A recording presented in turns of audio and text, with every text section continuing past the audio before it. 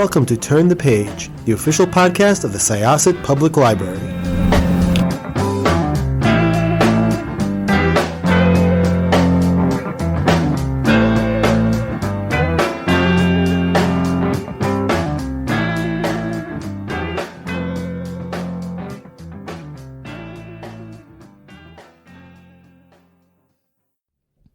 Hi, this is Jessica at Syosset Library Turn the Page podcast, and we are here today with Kimmery Martin.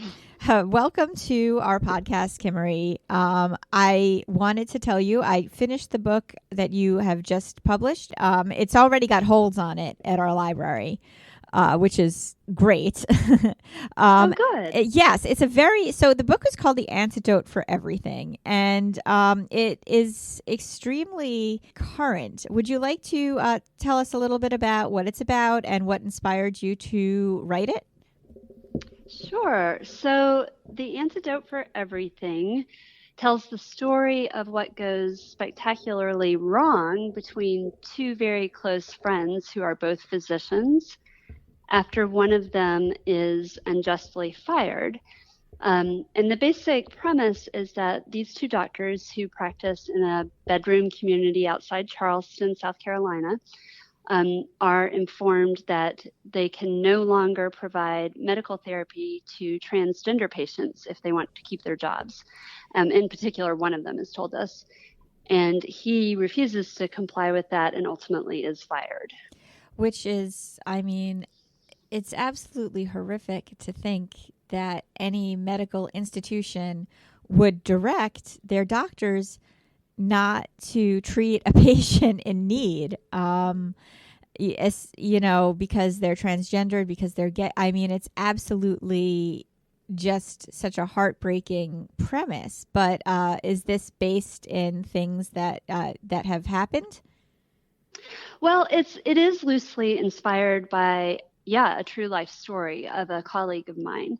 And I was pretty surprised to learn when I was researching the book how much the laws in America vary. Now, I'm a doctor by training, not a lawyer, and I know you probably want to get legal analysis from a doctor about as much as you want to get surgery from a lawyer. So, but you have, as a doctor, you have obviously perspective because people's lives are literally in your hands. But tell us how the legal part comes into that.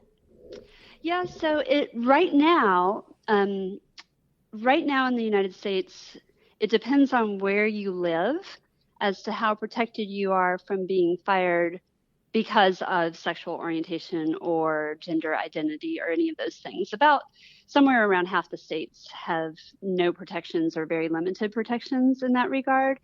And then for medical care, again, it depends kind of on where you live, but there's supposed to be, I think, a policy within the Affordable Care Act stating that you have to provide medical care for everybody, no matter what sex or gender or religion they are. But the Department of Health and Human Services right now has openly stated that they will not enforce the policies that are supposed to protect transgender patients. So right now it's in a bit of flux, and all this is kind of working its way through the courts. That's just, it's appalling to think that somebody, sometimes where you live is circumstantial.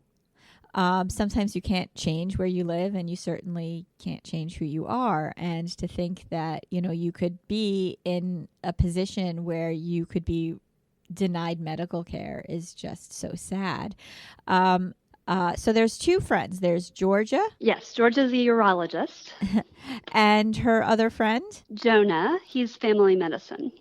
And Georgia and Jonah have a long history. They've supported each other through a lot. And it's very interesting just the direction the story takes, because then there's a third party in this. There's also Mark. Now, Georgia, when we meet her, she was just dumped while she was operating. Yes. Yeah, so she's struggled romantically a little bit. And the closest relationship in her life is this friendship that she has with Jonah. And the two of them are neither of them have close family. They're everything to each other. They have that kind of indefinable magical chemistry that you sometimes stumble onto with someone else who just gets you. But there's no possibility that they will wind up together romantically. Georgia is straight, Jonah is gay. And so there is a subplot where she has a meet cute with a guy on an airplane. I was just about to say it was a meet cute, but it was like almost like a very gritty meet cute, because he went into shock on the flight to Amsterdam.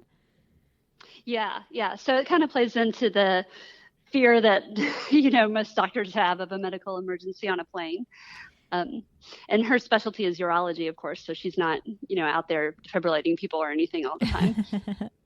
Well, I mean, one thing I thought was interesting, so Mark, her love interest in the story, has something like goes into a horrific reaction to something on the plane, and they're looking for a doctor, and it's like they're like where's the man?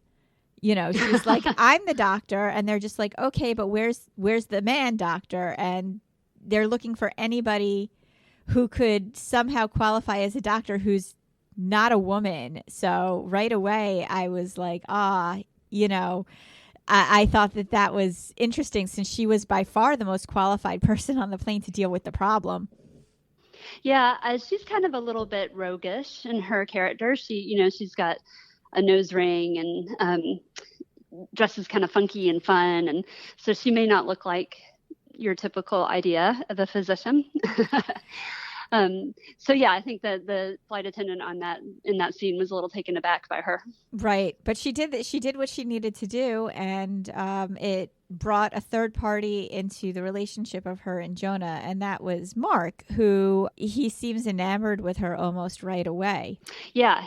He wakes up basically he's unconscious when she meets him. And he wakes up and hears this, face hovering a foot above his, checking on him. And yes, he falls in love. I could do that because I wrote the book and I can make people fall in love. But he doesn't realize with Georgia comes Jonah, and Jonah is in fear for his job because he's just found out that he's not allowed to treat transgender patients, and he also doesn't fall in line with the hospital's guidelines because he is gay. So it's like a very interesting story almost between, these two people, because Georgia herself, even though she's straight, she is not exactly what they want as a doctor either, is the impression that I've gotten. Yeah, and I think there's a perception that there isn't a lot of anti-LGBTQ sentiment out there anymore. There is, but again, and that's not true. I was so surprised to find out that, legally you can fire someone in the state of South Carolina just because you don't like that they're gay. That's legal right now. Now, there is this Supreme Court decision that's going to come down sometime in the next few months about that particular issue, and it's really anybody's guess as to how they will rule. But yeah, I mean, we've evolved a lot in terms of our tolerance as a nation, but not as much as people think necessarily. So the story goes on. So Jonah and Georgia, they almost kind of start to conspire together or Georgia starts to conspire to sort of save Jonah's job, and she has to team up with other doctors that she's not 100% thrilled to do so in order to get what she needs. I mean, she's definitely, in a way, do you see her as like a scorched earth, all or nothing type person? Yeah, I mean, her character, she's a little bit bossy and bullheaded, and she's smart, but she sometimes utilizes her intelligence in a questionable manner. She does desperately want to help the person that she loves the most, yes. But she isn't really able to do that. In the long run, she kind of makes things worse for Jonah, despite wanting to help as much as she does. Okay, so you had written a book before this called The Queen of Hearts. Yes, that one was about a cardiologist and a trauma surgeon, in case you're sensing a theme in my work. How was writing this book different than that book? Like, how were the characters or just the subject matter? Because this one, like I said, it's really just so current, and it's such a topic that that I think a lot of people would like to know about, because we are opening our hearts and our minds, or at least we're trying to. I think, a lot of people are trying to recognize the differences between people, and that they're still all valid and they deserve to be treated well. What was the difference when you were writing the two books? How did you approach them differently? Yeah, and you're going to be very interested in what the third book is about. Well, I should preface this by saying that I'm not a writer by training. It was a bit of a bolt out of the blue when I decided I was going to write a novel. And so with my first book, it was not issues oriented as much as I was just trying to write an entertaining, relatively smart novel in a medical setting. And I didn't know how to write a book. So it took me a lot of revision and a lot of practice to get it to where it was readable by anyone else. But at the same time, I enjoyed the process so mightily because I love to read and I really wanted to write a book. The second book is more issues oriented, and it also came with a whole lot of baggage on the writing end, like, timelines and expectations from the publisher. Right. Because when you're writing for yourself, you just have fun. But when you're writing as a job, it changes. So they did direct the theme a little bit. I had originally started an entirely different novel after I finished The Queen of Hearts, and my publisher thought it was a bit too sciencey. And they wanted something that was a little bit more contemporary, current. And so we went back and forth a little bit on what the plot would be about.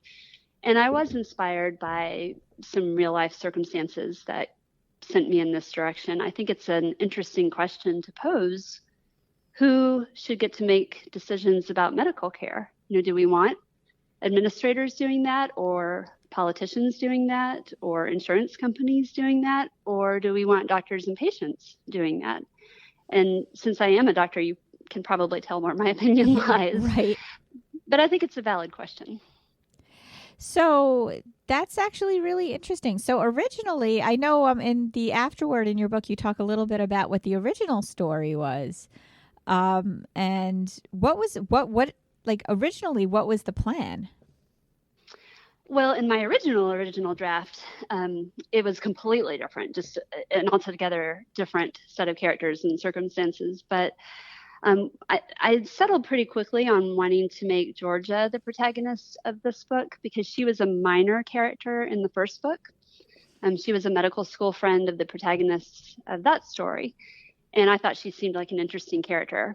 And Jonah is probably one of my favorite characters I've ever written. I just love him. And he reminds me in real life of somebody I'm very close with. So I knew I wanted to do a story about those two.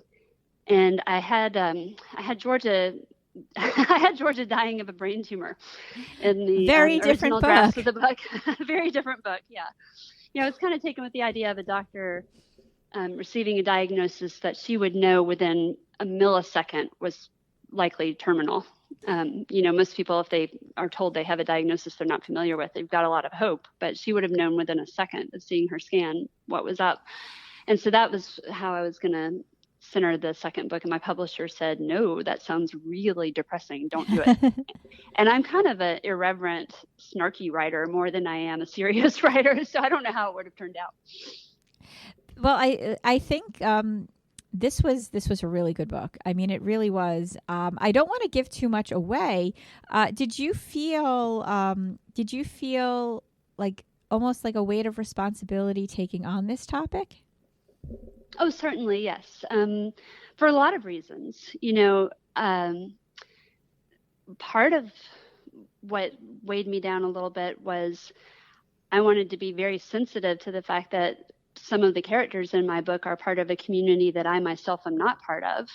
And my intention in telling the story was to look at it through the lens of this question about who gets to decide on medical care. What happens when a physician's core beliefs contradict the priorities of a hospital administration? But still, at the same time, Jonah, the character of Jonah, he's gay, and he's told not to treat transgender patients. And that's not a community that I am part of. And so I did have a lot of sensitivity readers and get a lot of feedback from people in that community to try to be sure that I was reflecting things in an accurate manner. It's not the story of a transgender patient, because that would not be my story to tell. I think, Jonah, I agree with you that he was just a wonderful character. I think really, like, there were so many parts in the story I just wanted to hug him.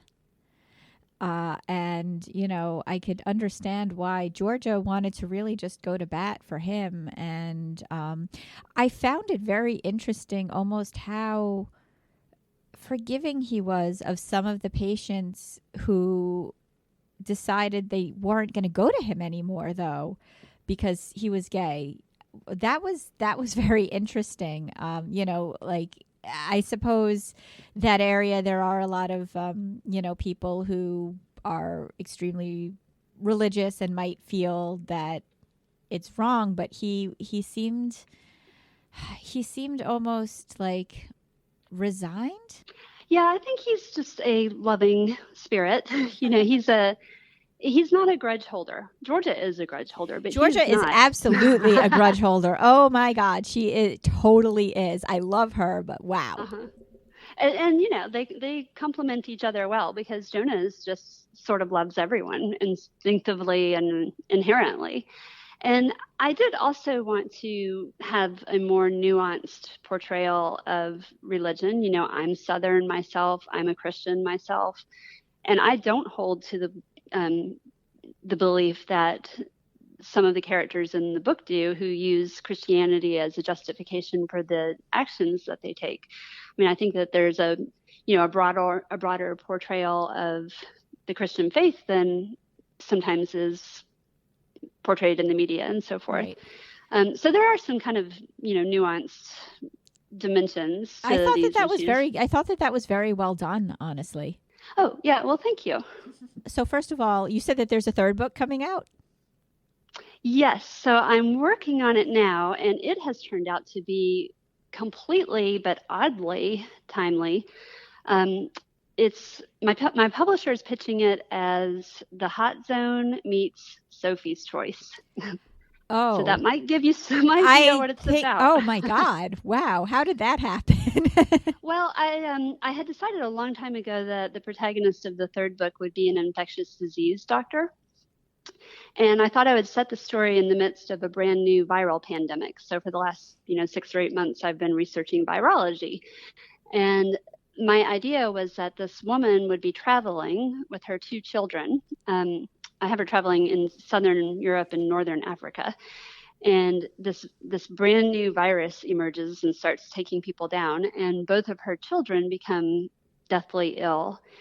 And she has to decide which one of them will receive the only available dose of an experimental antiviral medication.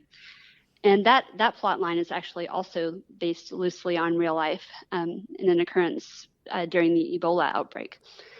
So I just thought that would make a really compelling story. And then all of a sudden we have, COVID-19 and the coronavirus and a real life viral pandemic perhaps on the horizon.